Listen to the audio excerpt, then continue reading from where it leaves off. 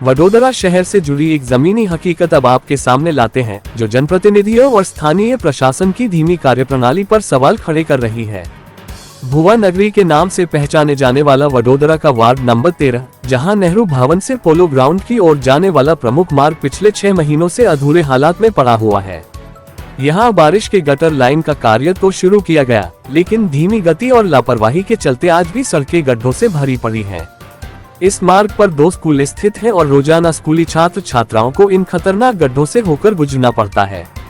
वहीं वरिष्ठ नागरिकों को भी वाहन चलाते समय खासी मुश्किलों का सामना करना पड़ रहा है। इसी मुद्दे को लेकर आज वार्ड नंबर 13 के विपक्षी पार्षद बालू सुरवे ने नगर निगम की सुस्त कार्यशैली पर नाराजगी जताई और मीडिया के समक्ष खुलकर अपनी बात रखी।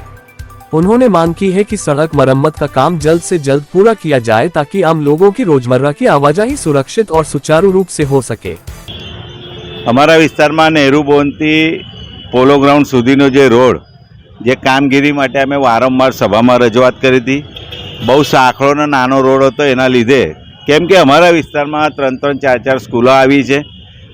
હજારો બાળકો, નાના બાળકો સ્કૂલમાં આવતા જતા હોય, ભણતા હોય ને અગાઉ પણ એ રસ્તા પર એક્સિડન્ટ થયેલો, 3 બાળકોનું મૃત્યુ થયેલું। એટલે વારંવાર રજૂઆતો કર્યા પછી એક રોડ એવો મંજૂર કરવામાં આવ્યો કે વરસાદી કાચ રોડની વચ્ચે હતી, એને બાજુ પર લઈ જવાની, રોડ મોટો કરવાનો, એની કામગીરી ચાલે છે।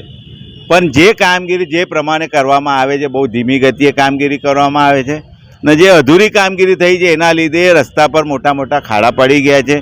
એ જ પ્રમાણે જાહેરાતને બિલ્ડિંગ પર બી મોટા મોટા ખાડા પડી ગયા છે। એટલે આખા વિસ્તારમાં ઠેર જગ્યા પિરામિટર પર તમે જો, એટલે બધી જગ્યાએ મોટા ખાડા થઈ ગયા છે, લોકોને નુકસાન થાય છે।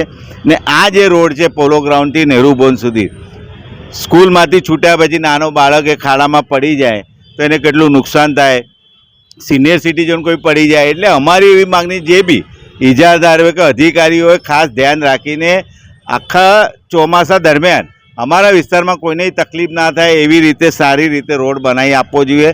ટેમ્પરરી પણ સારી રીતે આમના કાર્પેટ કરીને લોકોને સરળતાથી આવી જઈ શકે એવી રીતે व्यवस्था करवी જોઈએ એવી અમારી मांगनी है। हमसे जुड़े रहने के लिए हमारे YouTube चैनल को सब्सक्राइब करें और नई वीडियो की नोटिफिकेशन के लिए बेल आइकॉन को दबाएं।